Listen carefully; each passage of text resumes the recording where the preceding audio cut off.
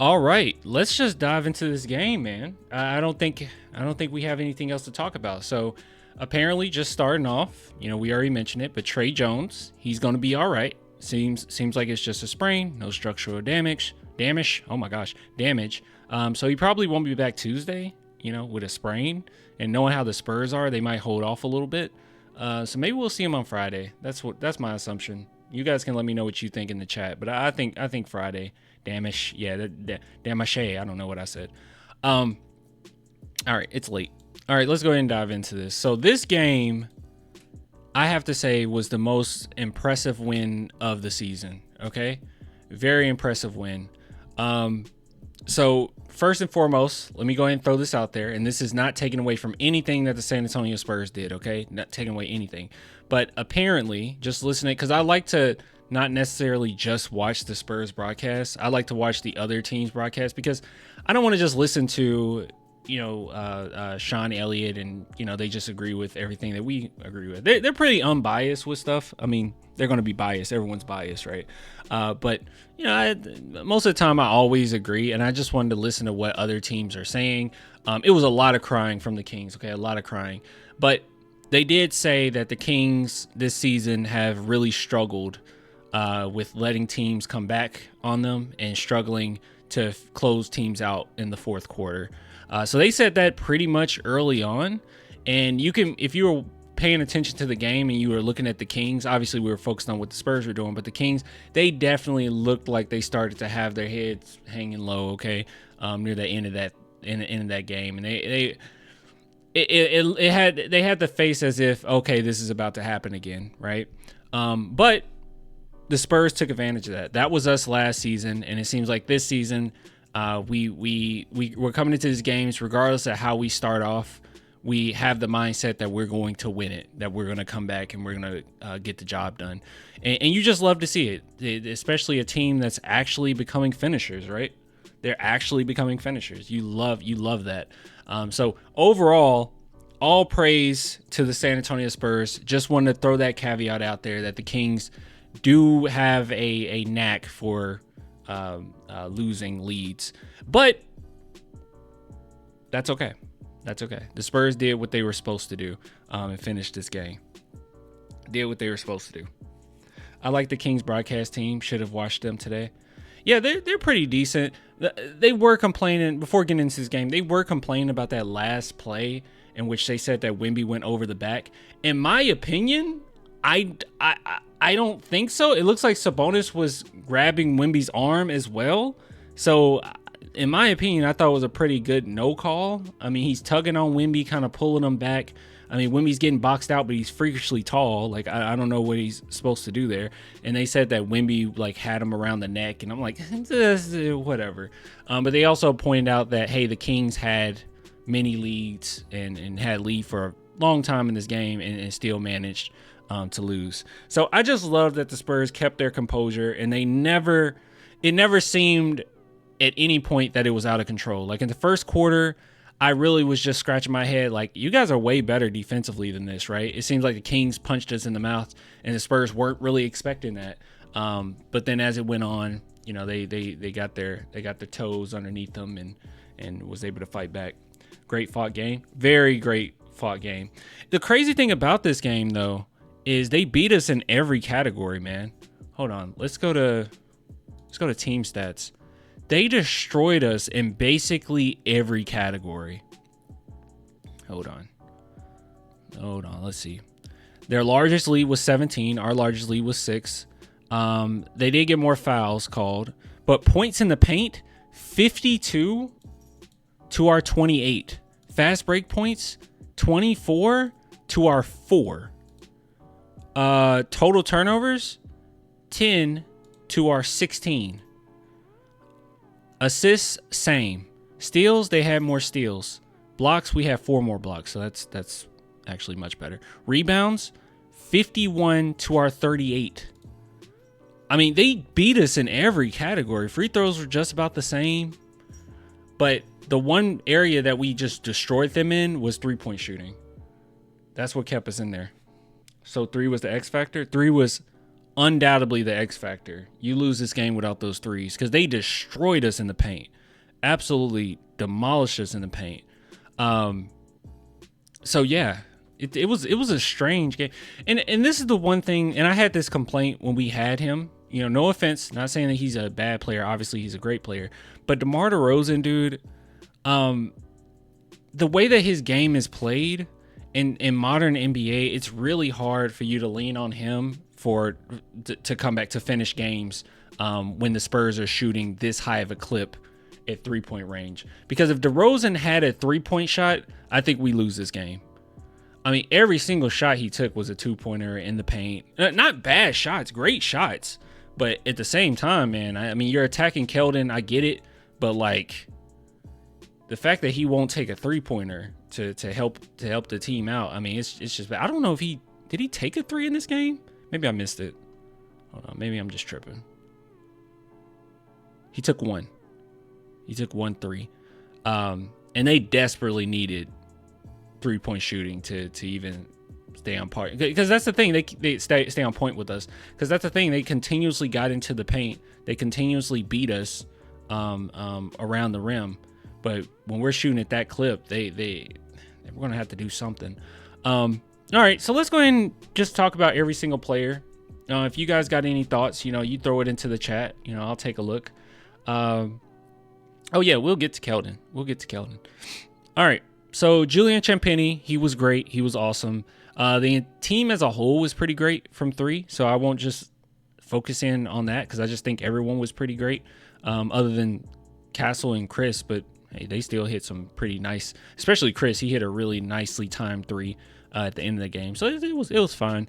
But yeah, Julian Champagnie continues to be a vital point for this team. I think a lot of people have had the question like whether or not you trade Julian Champagnie.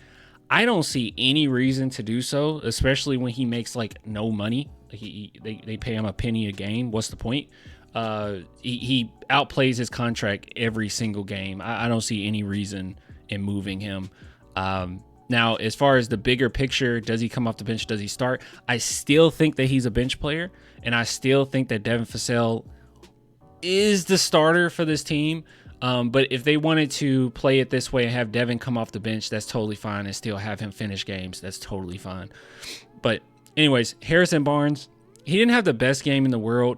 Offensively, this is fine. 3 for 7 is not great, but you know, it is what it is. You know, we can't lean on him every single game to get, 20 plus points. Defensively is what I was a little upset with, right? Not to say it was lack of effort. I don't know what his career looks like versus DeRozan, but it seems like DeRozan torched him every single time he guarded him. That's just the vibe I got, all right? That's the vibe I got. I'm not going to double check that. That's just the vibe I got.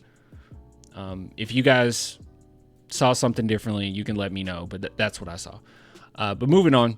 So he had me a little disappointed defensively, but it is what it is.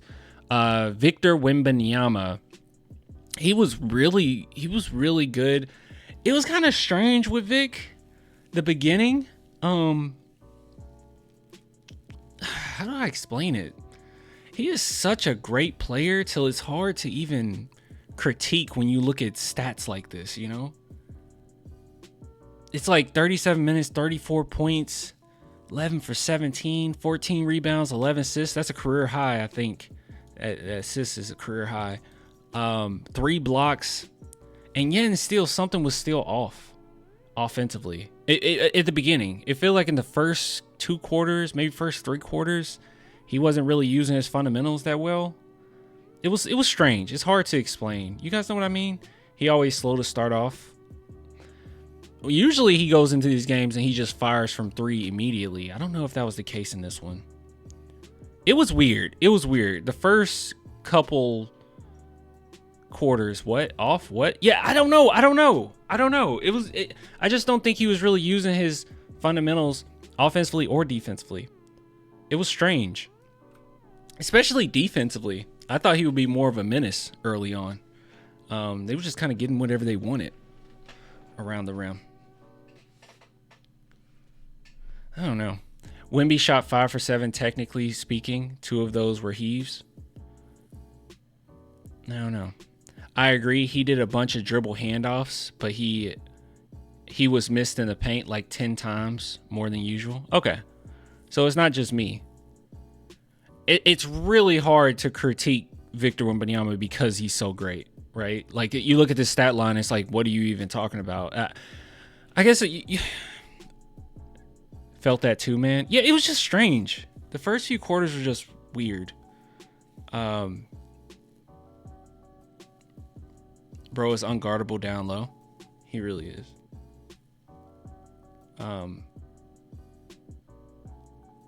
Anyways, doesn't matter. I mean, you end up getting the win, and he did everything that the team needed of him down the stretch. And he was great. I mean, look at this stat line. It's ridiculous. Plus 19.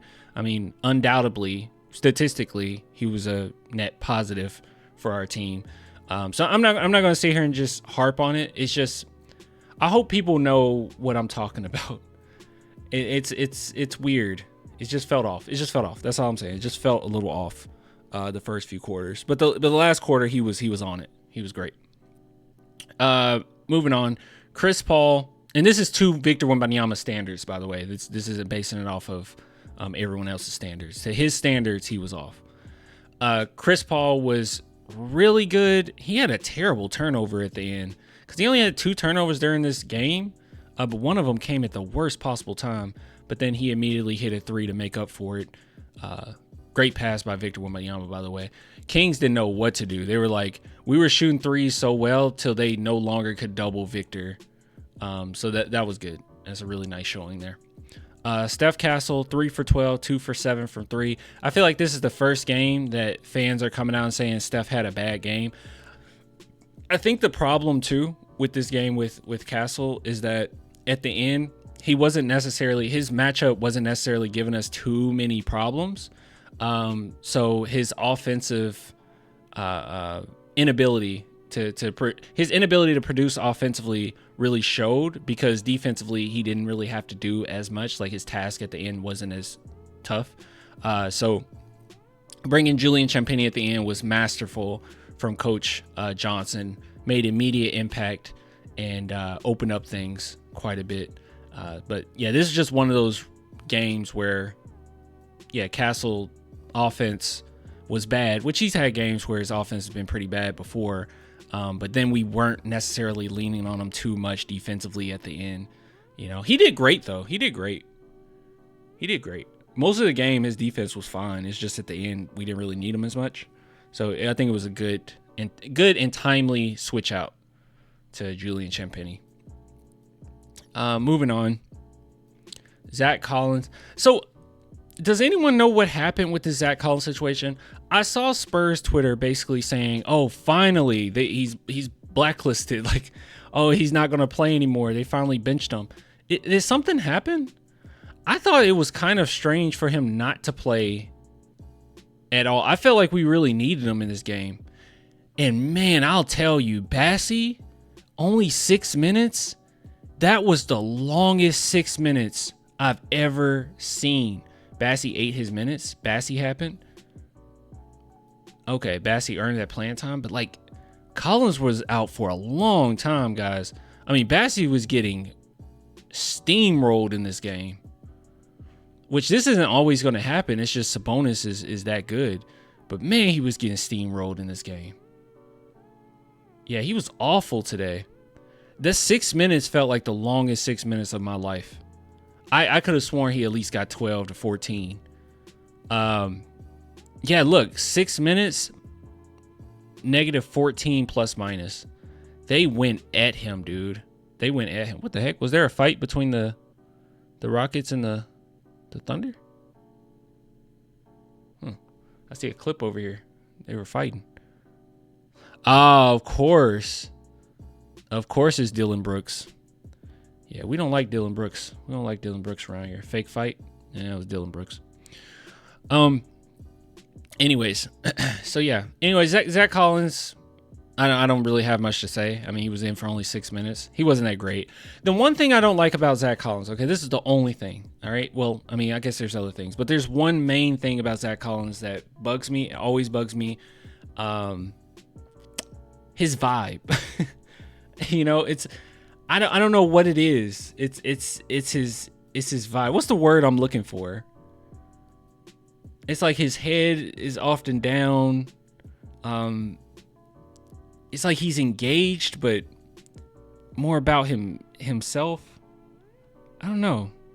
Yo, Clan, stop that negativity. What are we talking about? What? He's pessimistic? No, that's not the word. Demeanor? Yeah, demeanor, but like it's another word I'm looking for. Demeanor. There's another word I'm looking for that I don't like. Nah, not just body language. It's a word I'm looking for, and I don't know. Yeah, not demure. He's full of himself. No. Okay. Demeanor. We're fine. We're fine with demeanor. Aura, kind of. Yeah. Sulk. Yeah, he does sulk. Yeah, he does sulk. It's another word I'm looking for. But yes, that is true. Affect. Well, I mean, yeah, but I don't know. It's just his whole. I guess it's demeanor. Attentiveness, dejected, temperament. No, not temperament. All right, we'll go with demeanor. Presence. Yeah, we'll go with demeanor. I don't like his demeanor. I feel like a lot of times his head is down. He's not necessarily like engaged as he should be. It's just weird. I don't like it. Is this a quiz? Yeah, I'm sorry. Riz? Yes, his Riz. Oh my gosh. Yes, that's it. I can never say that. Supercalifragilisticexpialidocious. I can never say that. Like straight through. Deflated. Okay, all right. Okay, you guys get it. You get it, okay? Yeah. Keldon Johnson was perfect. Okay? Keldon Johnson was absolutely perfect. I don't think you win this game without Keldon. I said it. He was perfect. Defensively, obviously, he was terrible. All right, he always is terrible. But he was great. Offensively, he was absolutely great. He passed the ball when we needed him to.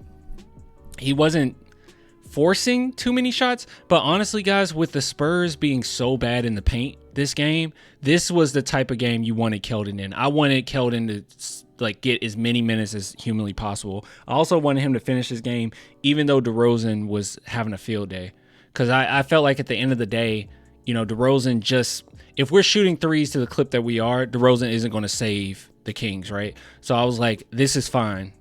This is fine. If DeRozan has to shoot contested shots on Keldon, then that's fine. But offensively, he was great. He was getting into the paint, timely situations. He wasn't forcing a lot. He had one play that was really bad, but I mean, I didn't get that upset because it seemed like all of our guys had pretty bad plays here and there, where he chucked it up, but he was looking for a foul. But overall, he was really great. You could tell that he didn't have necessarily like tunnel vision. He was passing the ball super well. Didn't do too much.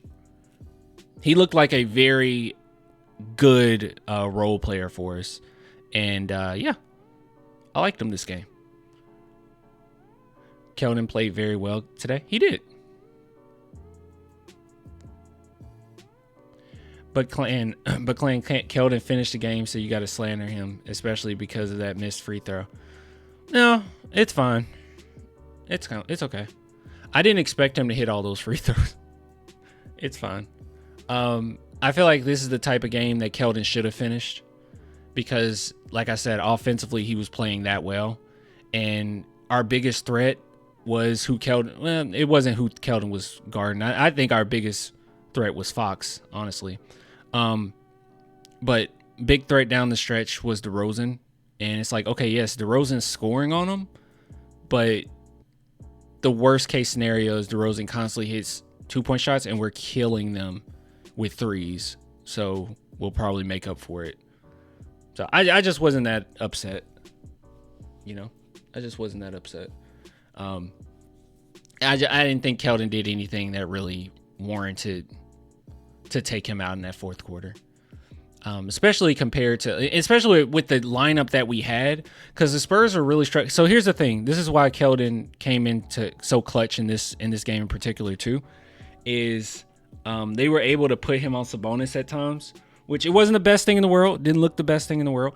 But it helped us out quite a bit because like I said, Zach Collins and Bassey was giving us basically nothing. Neither one of those guys, they gave us basically nothing. So Keldon Johnson was able to be pretty versatile in this game, but he wasn't doing too much. I thought he played his role well, and he did a good job. No complaints here from Keldon. No complaints. There are some teams where the Spurs aren't physical, and Keldon did well this game. This was that type of game. This was the type of game that you needed him come in, bring a little bit of physicality. He didn't do too much. He didn't get crazy, right? He didn't say it's me or the highway. He came in and he tried his best, but played a significant role. And he also hit some really nice three-point shots, right? He was a legitimate threat from behind the arc. So, yeah, I can sit here and complain about his defense all day, but we know all that. But if he has to guard DeRozan down the stretch, and we're shooting threes to this clip, I mean, it's not that big a deal. And you know, our DeRozan stopper is Sohan. So Sohan usually does a really great job at guarding DeRozan. So it was fine. I wasn't tripping. We didn't have too many options, right? Anyways, Trey Jones, he was great, and then he got hurt. But like I said, he should be back, so that's fine. And then Devin Vassell was the man, right? Beginning of this game, I think I tweeted out, one of the first things I tweeted out is that we're going to need him to have a impactful game. I think my camera just shuttered. Let me see. I think that's the only thing. I like to see my initial reaction to things. Yeah, that was my first. I just said we need Vassell to be a threat tonight, because it was very obvious that this was going to be a tough game for us. And it didn't look like Victor was using a lot of his fundamentals. Kings were able to just get whatever they wanted. And we really needed Vassell to be a legitimate threat, to open up space for Vic and the other guys. And he was borderline perfect. I mean, I don't have any complaints here. 8 for 12, 5 for 8 from 3, guys. 5 for 8. Him and Vic went crazy. 5 for 8 and 5 for 9 from Vic. Super impressive. 3 assists. He had a block. Oh, and that sequence was so good. Oh, that sequence was so good. Spurs really clutched up. Gosh, who all got a block that series? It felt like 3 of our players got a block that series. I think Devin Vassell got a block, and then Wemby got a block, and we got the rebound. Someone else had who got the block initially? Or was it just a stop? Was it Julian? Block party? It was nasty. Hold on, we can look at who got blocks this game. Let's see. Victor Wembanyama got 3. Chris Paul got a block. I don't think it was Steph Castle, was it?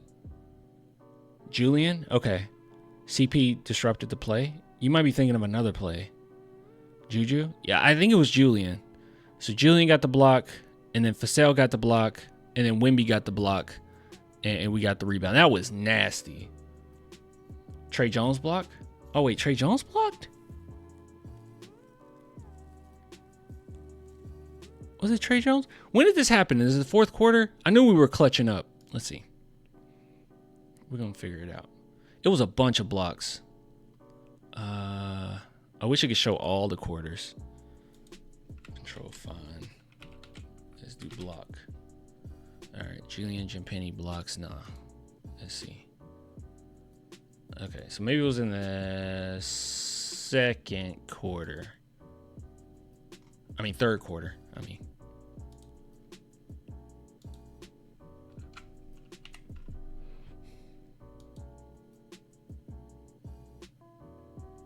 I don't know. When was it? It had to have been the third or the fourth. There's no way it was the second quarter that I remember that happening.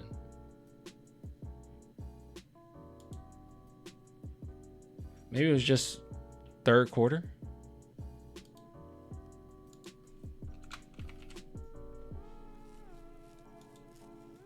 Trey Jones blocks Fox. Was it Fox that got blocked? I thought it was Sabonis. I was doing so much yelling that I don't even know. Oh, end of the second? That's why I thought clutch then, huh? All right, let's see.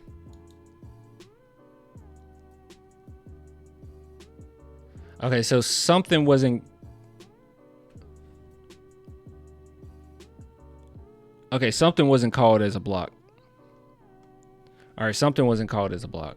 We got De'Aaron Fox misses 2-point shot. Keegan Murray offensive rebound. Keegan Murray misses 2-point tip shot. So it was just great defense there.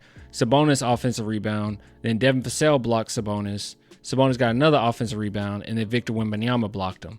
Yeah, we have a really great defensive team, man. Right there. Okay, that's what it was.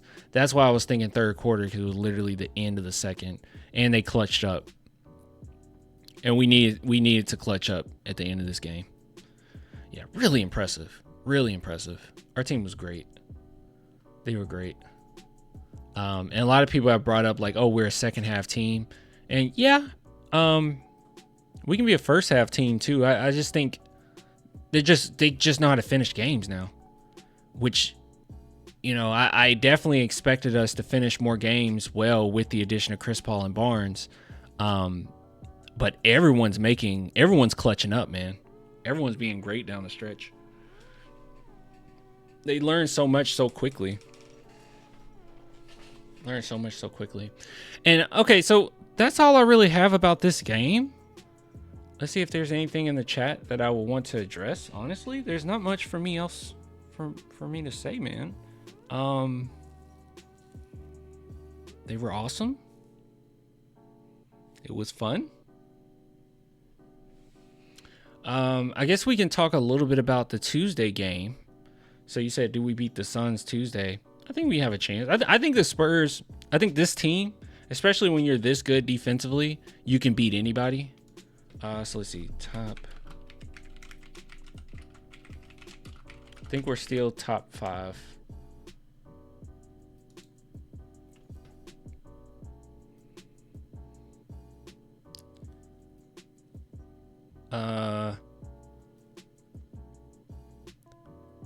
Oh wait, this is just win-loss. Hold on. I think the lower the better, right?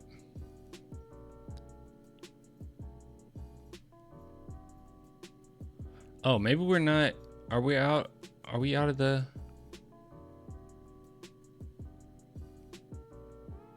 Are we out of the top 5?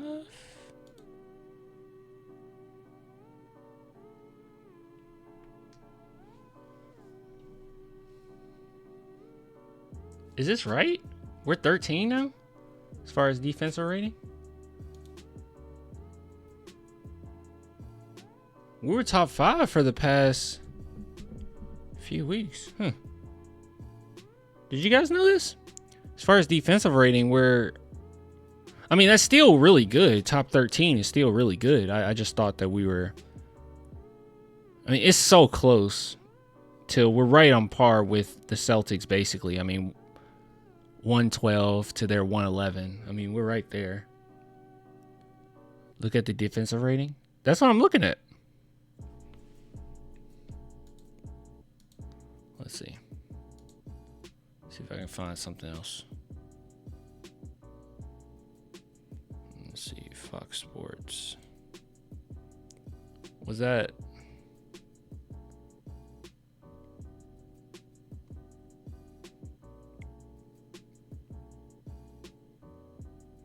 Defensive rating will improve with Sonny being back. All right, so here's scoring defense. So points allowed average, we're top 10. We're top 7. So we're 7th now. Just a week ago, I feel like we were 5th or 4th. Field goal percentage defensively, we're 9. 3-point defense, we're 8, which is huge. Because Lord knows the Spurs were terrible around the arc. You get some good perimeter defenders for San Antonio, and teams are in trouble because Wemby's a freak.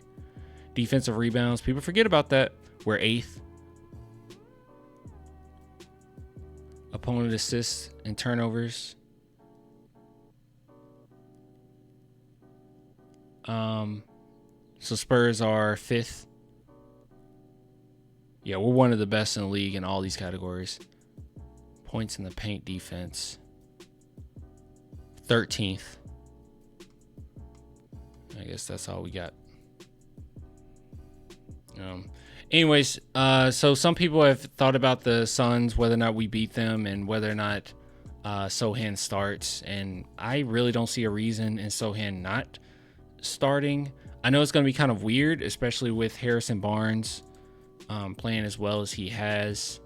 Honestly, I'll be content with them going ahead and moving Barnes to small forward if they like and put Sohan in. I think Sohan starts.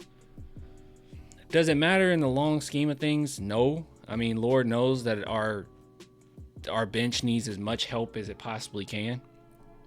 Like, Lord knows that. But as much talent as the Suns have on the offensive end and in their starters, I would like to go off to a pretty demanding start defensively and just go ahead and have Sohan in there. I would like for all of our best defenders to be on the court at the same time to start off. Just so they don't get on any type of, early streak. That's what I would like. Who you got guarding KD if Sohan is still out? Sohan should be back. Okay, I probably should have said that. So Trey Jones mentioned that he believes Sohan will be back on Tuesday.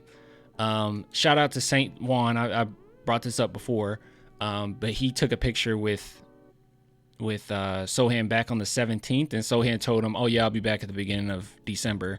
So all things are pointing towards Sohan being back on Tuesday. But if he's not back, who guards KD?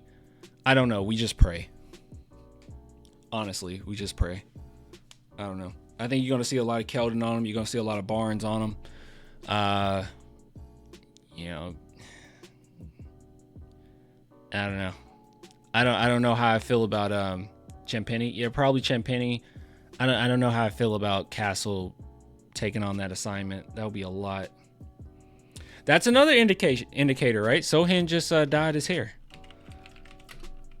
He wouldn't have done that that's temporary dye, right? He wouldn't have done that if he wasn't expecting to come back soon. He wouldn't have done this. He'll be back. KD would tear us apart. We really need Sohan out there. Okay? Really need Sohan out there. You're going to get Wemby on him quite a bit. It's going to be a team effort, okay, if Sohan isn't there. But we want Sohan on KD as much as we can. Call me crazy, but I like Wemby on KD, but I like Champagny better. That's fine, too. It's going to be a group effort. The Spurs play great team defense now. That's the one thing that gets me excited. Team defense is good. Last year, not so much. You had individual showings. You had people making the worst arguments possible, saying, well, how is Sohan a good defender if the team looks this bad defensively? How is Wemby a good defender if the team looks this bad defensively? It's like team defense is a thing.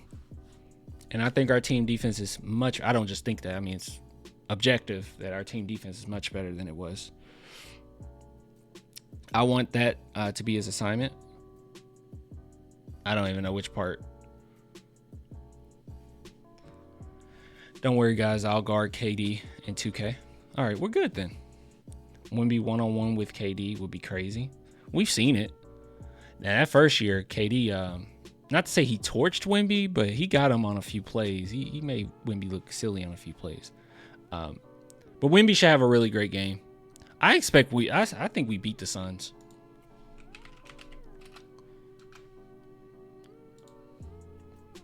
Let's see. See what type of run the Suns have been on we'll just look at the last 10 games.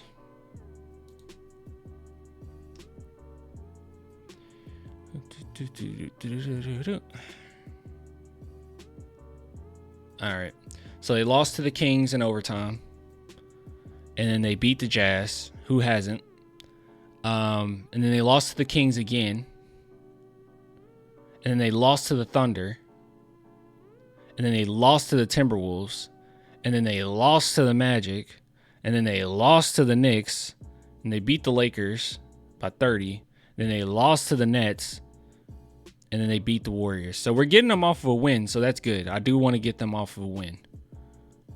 I don't want to play them off of a L.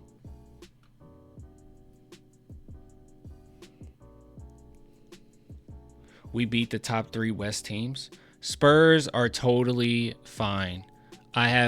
There's no reason we shouldn't be able to beat the Suns. I think the Spurs can beat anybody in the NBA. The only team that we're going to continuously have issues against is the Mavericks.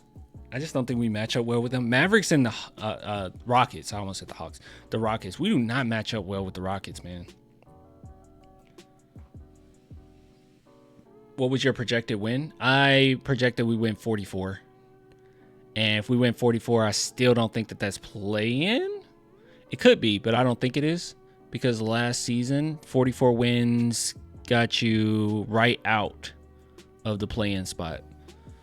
But yeah, I say 44. Most people thought 35 this season. And I was like, last season we had so many games that were close that just got away from us in the fourth quarter. And the addition of Castle, Chris Paul, and Harrison Barnes, there's no reason to think that a lot of those would have been wins last year. So I'm going with 44, which is a crazy jump, right? 22 points to 44. That would be one of the best jumps in NBA history. Wait, let me see.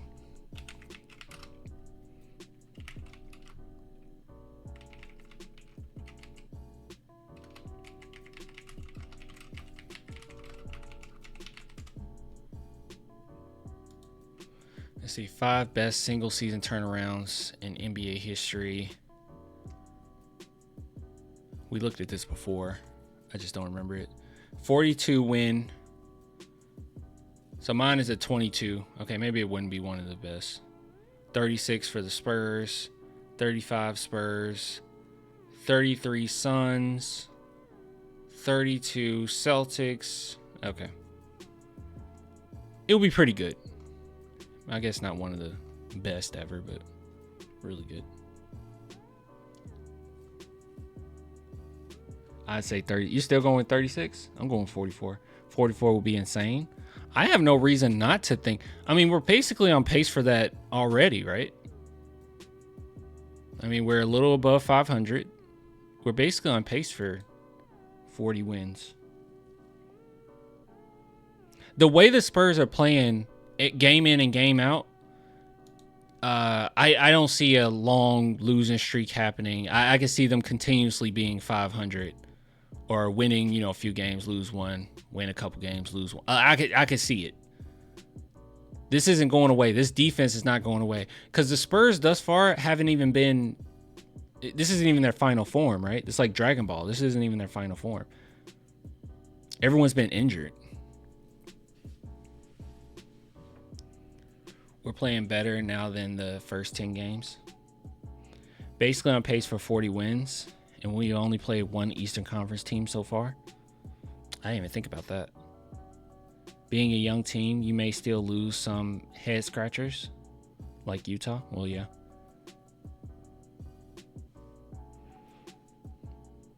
I think we can break away, bro. We would hit a stride, and then we would see how good we really are. I can see 46 to 49. Dang. 50 wins would be crazy. You know what would make that even crazier? I mean, my 44 is crazy, but if the Spurs got to like 50 wins in this upcoming draft, it's going to be insane for us because we could very well, if we get 50 wins, we're out of the lottery probably. We probably make the playoffs. We still get our first. Spurs could possibly have 4 first round picks and a really great draft. Oh, man. I'm thinking deep into the playoffs in maybe the next couple years if we can get to 50 wins this season. 50 is actually very likely. That would be so good. Bro, Wemby's been averaging 30 lately. Wemby's amazing. All right, ending segment. We got to move on.